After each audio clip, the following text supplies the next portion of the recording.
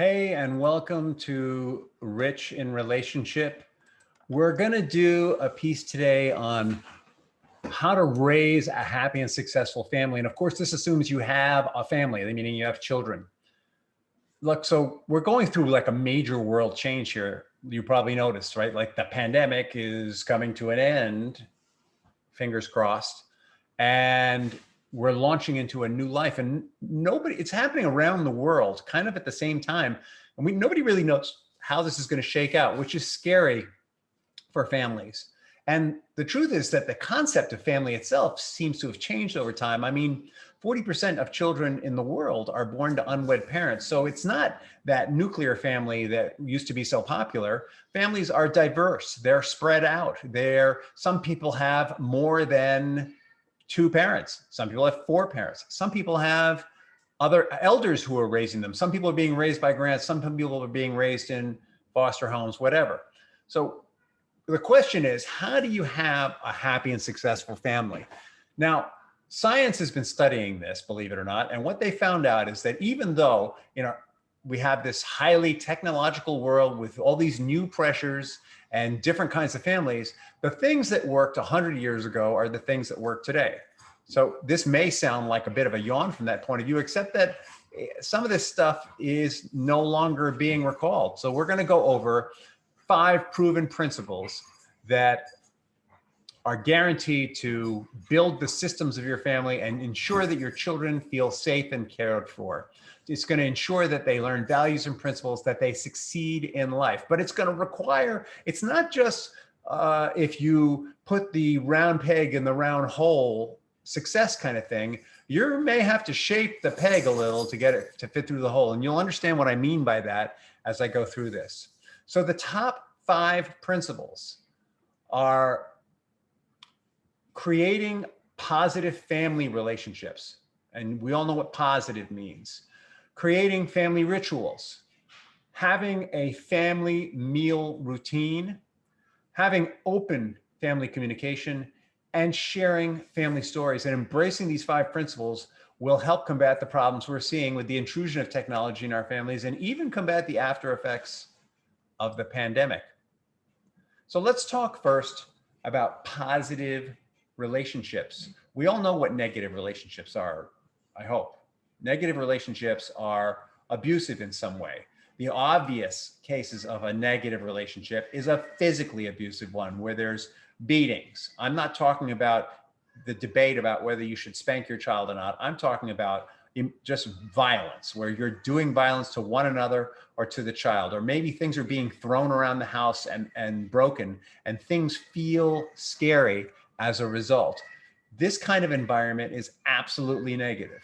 On the next level, we've got emotional violence, which is where we are angry all the time. Maybe we're not throwing things, but it still feels scary. Positive is going to be on the other end of the spectrum. And this doesn't mean, by the way, that we're not allowed to get angry. It doesn't mean that that we can't have those moments of anger. It's about how we manage them. We build positive relationships by taking our anger away from the children. We don't have those angry moments in front of the children. We have them somewhere else. When we express anger to our children, we express it in a responsible way, something like this. Tommy, I feel angry when you leave your toys on the floor because sometimes I step on them and it hurts. That's a lot different than, oh, my foot, how could you leave that there? You're such a ba ba ba ba. Totally different experience. So we want to model positive traits here. I've got a furry child here who wants to be pet. We want to model positive traits. This is not a good time, furry child. We do this by making sure that our behavior is rock solid, and in order to do that, he's actually pushing me away from the camera. This child needs to be punished. No, he just needs to be set aside. The traits that we want to model are consistency, first of all. Children demand, require, need consistency. Inconsistency is very scary for children. We want to be consistently patient. We want to be patient to the point where even when we feel like the rubber band is about to break, we are ready to stretch it just a little further. We might say to a child at that point, I'm really stressed out. I need to take a minute. Could you just go to your room for a second? Like that would be exercising patience. That would be the equivalent of when you're weightlifting, you get to that last rep and you're really pushing hard. And when you get to that last rep, you're building more muscle. So when you exercise patience, when you least feel patient, that is when you're strengthening and growing your patience. You also want to be consistent in terms of showing up for them. You want to show up at their school once or twice a year, read for them, be there for their special events. Maybe you want to get involved with activities as a coach or in another supporting role. Maybe you want to keep an eye on and help them with their schoolwork, but you want to do these things consistently. It's really easy to be consistently involved with your work or consistently away from the house. Children don't want that kind of consistency, even though that does give them a message. That leads into the next area, which is you want to be present. You'd want to be present for them physically. You also want to be present for them emotionally. If you're with them and you're reading the paper and not giving them attention, you're not present emotionally. If you're having a conversation with them and your mind is running down a checklist at work and you're going, you're not present with them emotionally. To be present with them emotionally, you need to have your stuff managed so that you can really be there for them. And when you're present for them, maybe you're going to go on a walk together and let them choose the path. Maybe they're going to decide they want to go to the candy store and you're going to let them lead the way. And maybe they even take a wrong turn and you just watch until they realize that they're lost. And you say, would you like some help? I got an idea of what we might do. And maybe you explain to them where they made the wrong turn, or maybe it's an opportunity to teach them about if you make a wrong turn, it's not a disaster. You can go the longer way around instead of backtracking. There's a lot of opportunity when you allow them to lead and you're present for them and allow them to make mistakes, because in mistakes, there's discovery. In mistakes, they learn how to take risks. When they're taking the lead with you, they're taking safe risks because you're present, as opposed to going off and doing kind of wild and crazy things on their own. It's a way to show your love. This is the next part of positive relationships. You're going to show your love through encouragement. You can never encourage a child too much. I want you to get this. Children crave reinforcement and acknowledgement from their parents. They crave it. Give them a loving nickname. Touch them on the head or the shoulder when they do something well. Share an inside joke with them. Maybe they made that wrong turn and you got it. Next time you go out for a walk, you make a little joke about it in a way that's loving and points out to what they learned from it. Be careful about those inside jokes. If it's at their expense, it starts to stop being encouragement. If it's at your expense, it might be an encouragement. It might be something like this. Oh, here we go. You remember where I made that wrong turn with you? Boy, let's not do that again. You know, that might be a way to remind them and reinforce it. The next piece in positive relationships is to remember to teach them to do as you act. And actually, that's kind of a joke because they will do as you act. Remember that words that come out of your mouth are 10% of what they're going to absorb. What they're really going to be paying attention to is what's the tone of the words?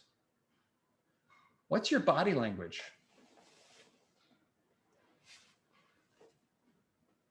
What happens when you relate to people from other communities, other cultures?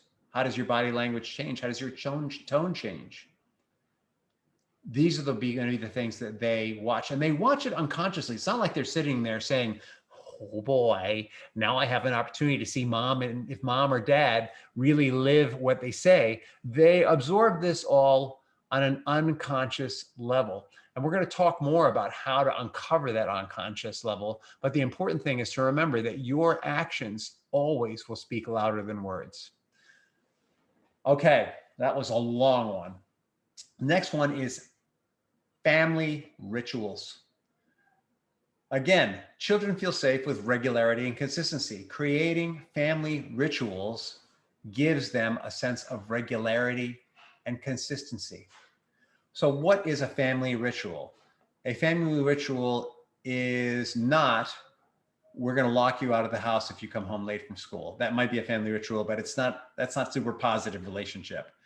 A family ritual might be, we always have tea time together as a family.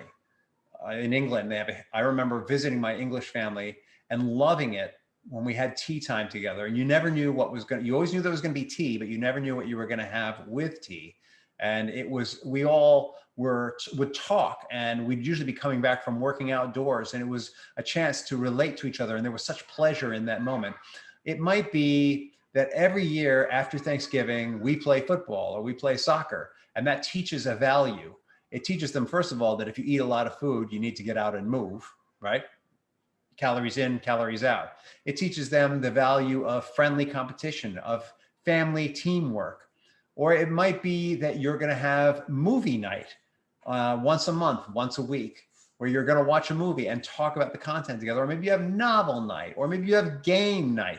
Anything you can do that's going to be regular, pull you together as a family, is going to build strength and teach values. And one of the strongest rituals you can have is a meal routine, that you eat at a regular time, that you eat together at regular times. It might be a Sunday breakfast or brunch.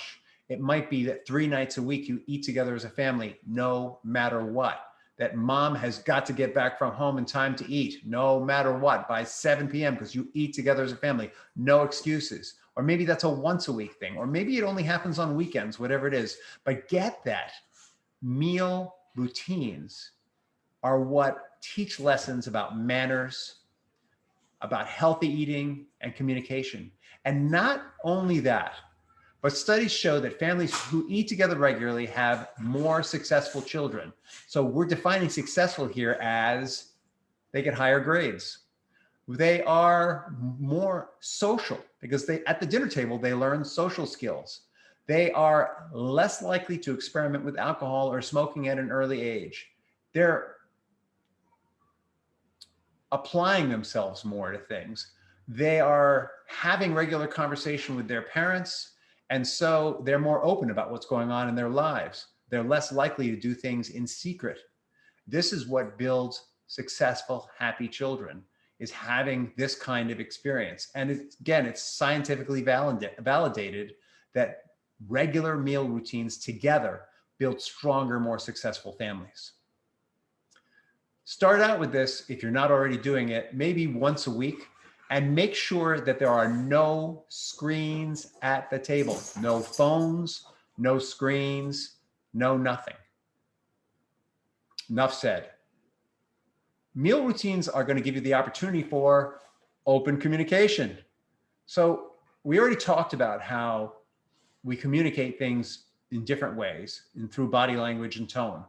Make your children aware of this. So point out to them, my child is barking, point out to them that when we cross our arms, that says one thing. When we turn away, that says another. When our hands are open, that says something else. Point out to them that tone is everything, that when we talk in an angry way, it communicates something, or when we're a little shy, it communicates something else. Make them aware of the things they're already observing. They're observing this stuff unconsciously, and they're gathering it unconsciously by making them aware of it. It's like making people aware of television commercials. When TV first had commercials, people just absorbed them and were very influenced by them. Then people learned that commercials were put in there to manipulate them, and they started to push them away and take them with a grain of salt. Once you have the awareness that something is influencing you, you can decide whether you're going to receive it or not. So by teaching your children about the different kinds of communications, you give them the power to decide what they're going to receive from other people. Also, you want to teach children about different aspects of communication at different ages. So when children are very young, you're going to encourage them to learn about their own feelings first. You're going to encourage them to speak about their own feelings first. How was it at school today? All right, what was the best thing that happened to you today? And maybe they're going to crack open. Or what was something that really awful that happened today? If they're not talking to you about these things when they come back from school because they're tired of hearing about it, you might want to try talking to them about it while you make dinner together, or at dinner, or maybe when you're driving somewhere, because sometimes that head-on confrontation can be a little difficult for them. But at younger ages, it should be easier, and they should be pretty willing to talk about it.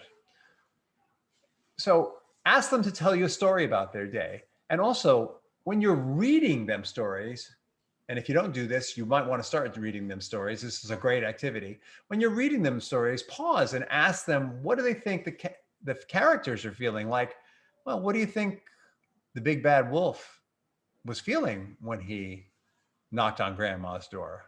And they'll say, well, he was very hungry, or maybe they have some other feeling he comes up with. The point is not that it's obvious. The point is to have them think about, what are other people feeling? What are other people thinking? Bring it to their awareness. The more aware they are of it, the more they can decide how they're going to handle and receive things. And as they start to think about what other people might be feeling, they're developing the quality of empathy. It begins to stop being all about them and starts to be about other people, which is actually a developmental threshold. When you start to have that ability, you're really moving into becoming an older child or a more mature child. All right, so those mature children, let's talk about them. They've gotten the feelings lesson. Hopefully you've done a bang up job of making them aware of their feelings, making them aware of the big bad wolf's feelings and everyone else's. You've built trust and respect with them through that, and you're going to continue to build that because you're going to teach them the tools they need to create their own sense of self in the world. This sense of self is going to guide them as they move to adulthood, right? As we become adults, we tend to have our own internal guides more, we hope, and our own values more, and we make our own decisions. So these conversations are going to be not just about empathy and understanding the feelings of others, but also how to manage those feelings when they come at you, how to disagree without going to war, for example. Can you agree without getting emotionally invested? Or maybe it's how to help someone when they're really feeling down, depending on what your values are. You're going to be teaching them life skills. So maybe through allowance and a conversation about allowance, a certain amount of money that they get every week, they might get it for chores, they might just get it for being alive, depends on what your values are. You're going to also give them lessons about financial awareness. What can they do with the money? How does the world work? What does it mean to have no money? What does it mean to save money? What are the values of saving money? Why is that a good thing? What might you save money for? Also, you can teach them lessons about maybe time management around homework and playtime. How much game time is appropriate? I was going to say video time. How much screen time is appropriate? Sometimes homework is done on screens though, so that's why I stopped. How much game time is appropriate and how much homework time is appropriate, and how do you balance those things out? How do you decide when you've had too much time alone and you need more time with other people? How do you decide when you've had too much time with other people and you need to be alone? The key is that they feel loved and supported by you. The key, and this is sort of the round peg through the whole thing.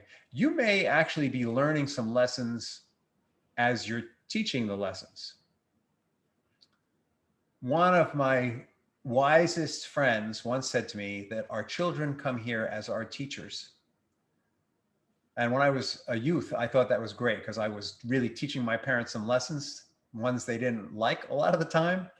But when we embrace this concept at an early age, what we're getting is, if we have a sense of purpose for ourselves and our family, what our place is in the world and what the differences we're meant to make or we'd like our family to make in the world, when we have that sense of our place and how we interact with others, and we want to have our values shared with our children and our principles shared with our children, we have the opportunity to really see what their behavior is.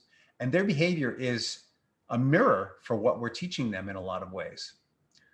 I mean, a blunt example would be if our kids start smoking at age 12 and we're smoking cigarettes and saying, don't smoke,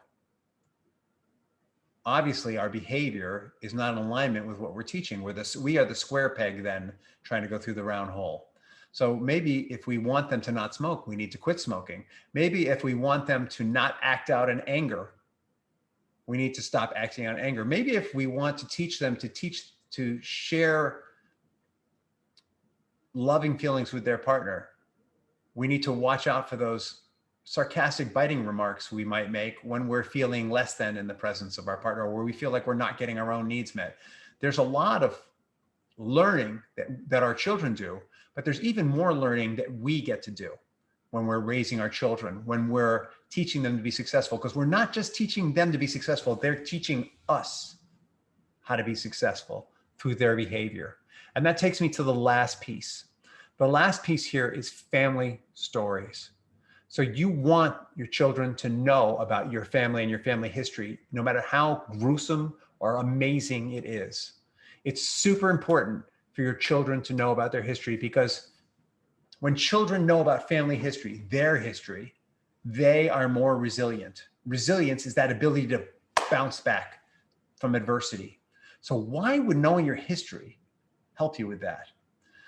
If you know that your family has a history of alcoholism and you're 12 years old and it's been spoken to you that your family's got this in it, and that Uncle Mike is in recovery, and that Uncle Dan is in recovery, and that Uncle Barney is still drinking his face off, and we don't know what's going to happen to him, and you're the kid and you've seen what Mike and Dan and Barney look like, you're going to be super careful about how you experiment with alcohol, because you know that's a weakness in your family. If you grow up in a family where there's a lot of financial prowess, you're going to be very confident dealing with money. If you grow up in a family that survived Auschwitz, you're going to know that your family is tough as nails and can come through almost anything. If you grew up in a family that's coming back from being enslaved and now is in a class of its own, successful, fulfilling their dreams and wants despite what might be systemic racism or classism, then you are going to know that you can take on any challenge. When you have this knowledge of your family history and background, it's a part of you and it builds you up and it encourages you. Or when you have a history of failures, you know what to avoid. So never discount family stories. And family stories don't always have to be serious. They could be stories of what happened when the car broke down on the family trip, and what a great time you all had walking to the diner that was just down the road, and how nice the guy was who towed the car away. It doesn't always have to be sort of serious stuff, but that story about that family story about the breakdown on the family trip, that might really have some lessons in it too. Make sure that your children and you are connected with your parents, each other's parents, uncles, aunts, cousins. That family connection, that family glue, it builds everyone up and makes them stronger. All right, so that was, believe it or not, the quick version. If you're looking for more information on this, the Family Success Spring starts in about a week. I don't know when you're listening to this. It runs February 28th, 2021 through March 27th, 2021. It's a 4-week symposium of free education for families. The actual price is a $1 donation to uplift homeless children through the Bowery Mission. All the information is at bit.ly/Success Spring. And I say that it's free because if you don't have a dollar, you're welcome to come. But we're encouraging you to give that dollar to uplift those homeless children, because no matter how bad your family has it, you can always help someone else. And it probably is a missing principle here, that when we uplift others, we are uplifted ourselves, which is why this event is happening. It's being paid forward by experts who are volunteering their time to give you what you need to meet the coming changes as we move out of the pandemic. That's all we have today. I thank you for your time. Go to bit.ly/Success Spring and learn more.